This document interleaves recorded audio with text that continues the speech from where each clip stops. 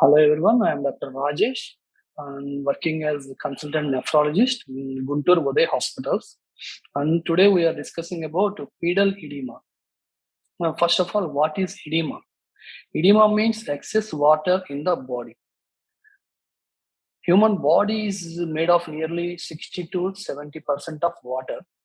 But in case of excess, this will be presented as edema.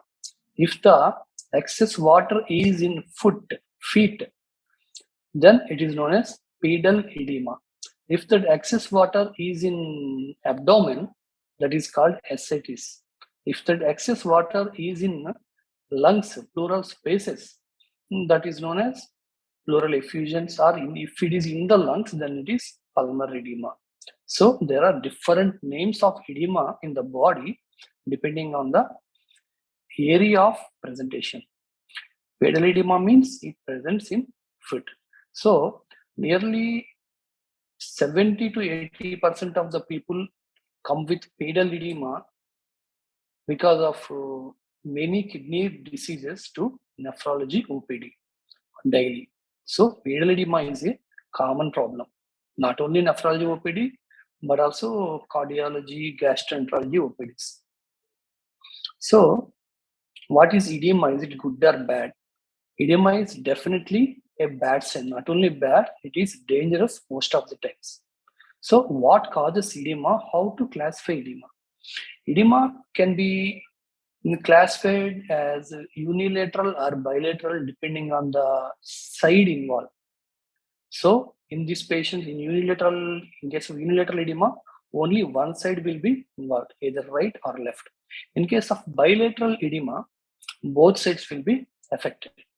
So another classification for this edema state is pitting or non-pitting state. So there are some conditions. Most of the times edema is pitting only, but there are few very rare, like very few causes like hypothyroidism, lymphedema. In these conditions, edema may be non-pitting. So edema is a bad sign. So we will talk about bilateral edema first. So, for example, it may present as pedal edema in ambulatory patients because of gravity. The excess water will be accumulated in legs because of gravity. So, this is known as pedal edema. If the patient is a bedridden one, the excess water will be accumulated near sacral region. That means on the back of the abdomen. So that is known as sacral region. So edema depends on gravity. The position of the excess water, it will take gravitational force for accumulation in many cases. So what are the causes of bilateral pedal edema? Bilateral pedal edema may occur in kidney diseases, heart diseases, liver diseases, thyroid disorders. In case of severe anemia, that means blood hemoglobin will be decreased a lot. And also in some protein losing gastroenteropathies, you will get edema. And suppose some people will be malnourished, they take very less protein intake, and they are also at increased risk of getting this kind of edema. So now coming to kidney disorders, how the edema develops. There are mainly four kinds of kidney disorders that lead to edema. One is acute kidney injury. Second one is nephritic syndrome. Third one is nephrotic syndrome. And the last one is chronic kidney disease. In acute kidney, in all the diseases, in all these four conditions, there will be pedal edema.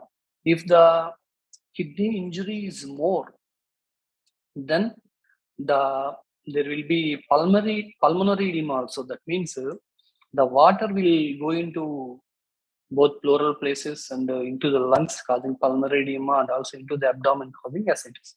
So that is diffuse edema. So, and in nephrotic syndrome and nephritic syndrome, there will be protein leak in the urine. Because of this protein leak, edema will appear. And coming to the heart, in case of heart diseases, edema will be associated with shortness of breath.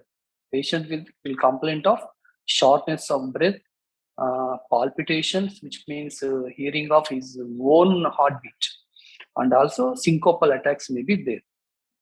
So, if these features are associated with edema, then we can call it as heart disease and further investigate it. In case of liver diseases, edema will start first in the abdomen. That means ascites. It is known as ascites.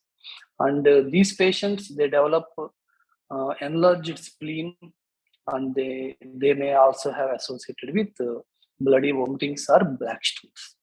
So coming to the thyroid disorders, especially hypothyroidism, will be associated with generalized edema all over the body, including lungs, abdomen, pedal edema, and face also.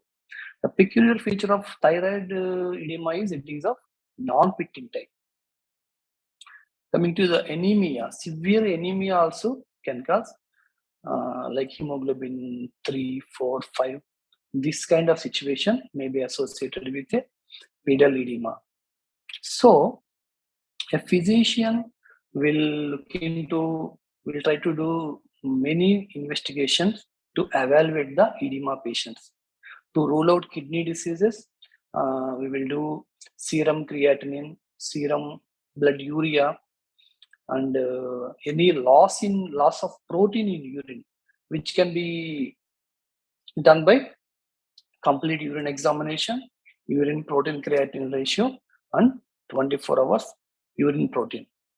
In case of nephritic or nephrotic syndrome, who present with edema, we will go with renal biopsy also, which means we will take some piece of kidney tissue by a procedure known as kidney biopsy, which is a simple procedure that requires 1 day hospitalization, which is required to know the cause of whether it is nephritic or nephrotic syndrome. In case of heart diseases, when patients present with edema and shortness of breath, we will go with chest X-ray, ECG, and we will ask the cardiologist for 2D echo to know the pumping capacity of that heart. With that, we can rule out the heart diseases. For liver diseases, if the patient presents with massive ascites and splenomegaly on clinical examination or history of black stools, we will go with ultrasound abdomen to rule out splenomegaly and other features of portal hypertension. If you are suspecting thyroid disorders, go for T3, T4, and thyroid stimulating hormone for the diagnosis of thyroid disorders. For anemia evaluation, you may require a routine complete blood picture, peripheral smear, and HB electrophoresis in rare cases if it is not a common problem like nutritional anemia. Suppose the patient is taking low proteins diet, we will advise him to take more protein intake. That's the treatment. And sometimes edema will be unilateral, not only bilateral. The main causes of unilateral edema are deep vein thrombosis. The veins in the legs will get thrombosed. And then lymphedema. For example, like blood vessels, there are lymphatics in our body. If there is any block in that system, then lymphedema will occur. For example, a lymphedema example is filariasis, common problem. Another thing is cellulitis. In case of cellulitis, the limb may appear edematous. Another common thing is varicose veins, which means the tortuous dilations they develop in veins. They are known as varicose veins. These 4 conditions, they can cause unilateral pedal edema. Coming to deep vein thrombosis, to rule out deep vein thrombosis in case of unilateral pedal edema, we will ask for a venous Doppler. If the Doppler states there is a blood clot in lower limb veins, we will go with anticoagulant treatment for deep vein thrombosis. For lymphedema, we advise stockings and lymphangiogram, a technique to diagnose lymphedema. If it is a filariasis, we will go with filarial treatment. And if it is a congenital lymphedema, which may develop in adolescence and later age also, in that case, we use stockings or surgical methods for drainage of lymph to provide another alternate source to drain. Coming to varicose veins, where veins are tortuous and dilated, leading to pedal edema, we advise stockings initially. They may require laser treatment or vascular surgery. So overall, in case of edema, especially pedal edema or other edemas also, go for proper evaluation and get treated. Thank you.